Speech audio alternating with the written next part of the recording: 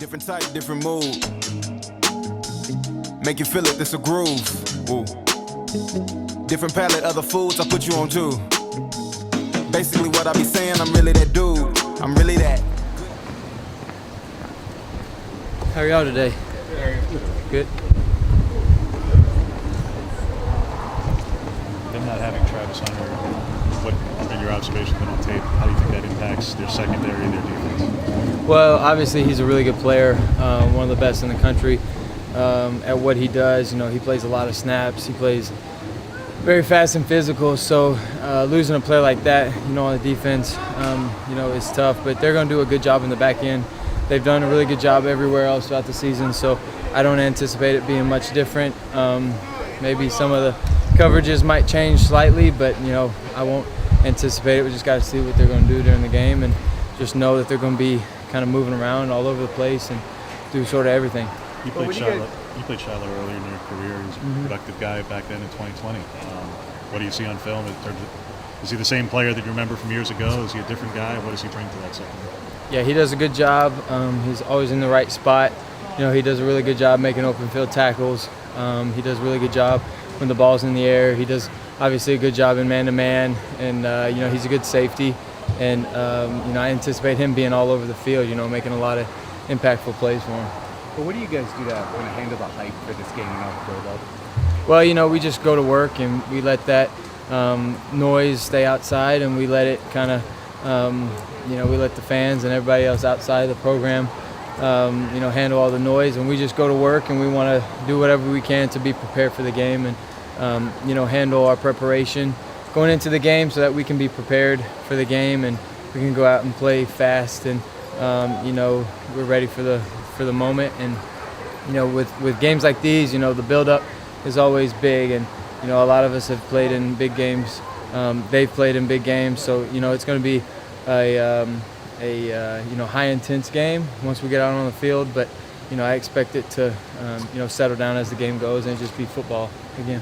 Our defense has created, I think, 10 turnovers so far. It's tied for most of the conference. Our country just makes them so opportunistic. What have they done to offenses to create those? Well, I just think they're you know, they're very multiple on defense. They're everywhere at times, and they do a good job of getting to the passer, and they do a good job of affecting, you know, when the ball's in the air. And also, they do a good job of tackling the ball. You know, they go after the ball and force some fumbles and get some turnovers that way. So they're just an aggressive team, and they're going to do a good job in that area. Now you've had a chance to look at their defense a little bit more in film, schematically wise.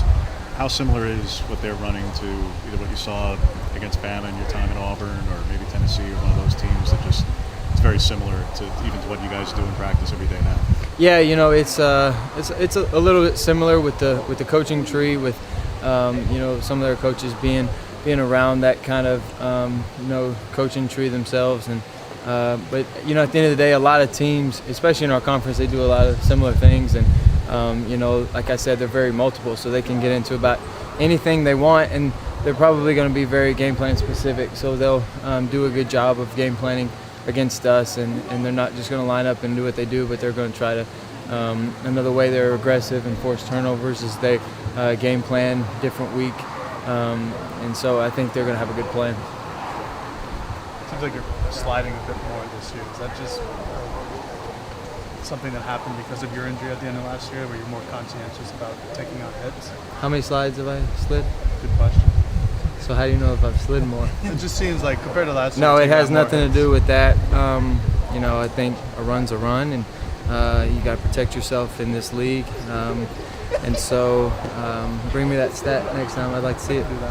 Coach said you guys are working on deep shots a little bit this week. You've obviously hit on a few, but you know, obviously you want to hit it on as many as possible. How close or not do you feel like you guys have been to just hitting just a couple more? Well, I mean, I think we've been fairly explosive with a good completion percentage. You're going to miss those. You're going to, you know, not be in sequence every once in a while. You got to get in that rhythm there in practice. But it is important for us to, you know, complete those shots vertically, because that opens up the run game. And, you know, when they're there, we got to hit them. And we've hit one about every game. So we plan on continuing to do that and hit them when they're open. But, you know, it starts in practice. We got to hit them in practice so it translates over in the game. Can't expect it just to go out there and happen for us. Even though we got really good players, and really good scheme, we got to practice and do that throughout the week. Dion said they're going to have to cornerback act by committee with Travis. Just kind of your impressions of their secondary, what kind of challenges they're going to see. Like I said, very multiple. They got a lot of different guys that have played a lot. A lot of guys that can play man-to-man, can play zone coverage. And so with their multiple schemes, they're going to do a good job of changing up the looks. They're going to press, they're going to bail, they're going to play off. So, we expect to see all the looks, and they're going to do a good job of rotating those. During fall camp, Drew Maringer talked about how Pat's just a different player from where he was this time last year, just the injury and the recovery process. Just from your perspective, his impact, his development from year now. Yeah, he's extremely reliable right now. Very smart, instinctful football player. Oregon means a lot to him. He's been here for a long time. He's got a lot of experience himself, and obviously he grew up, with Oregon, running in his family and just right here in Eugene. So, playing with the passion that he brings, it's great for our team. It provides, a lot of leadership, a lot of spark, and he's just one of those guys that leads by action. He just goes out there and works each and every day. He plays extremely hard, plays physical. He does a really good job and helps us on offense create explosive plays. How would you describe like the 12 and 13 personnel that you guys do and how you incorporate it in this offense? How is it either different a little bit than last year? How is it unique to Oregon and to what Will and you guys are doing and what that offers you as a quarterback? Yeah, I think we are multiple offensively, and we can get into a lot of different formations, and that helps run game, pass game. You can kind of affect the defense and get certain personnel on the field when you put your own personnel in there. So we use that to kind of find some strategic ways to run our plays and to find certain ways to be creative, and so we use personnels, I think, in that way.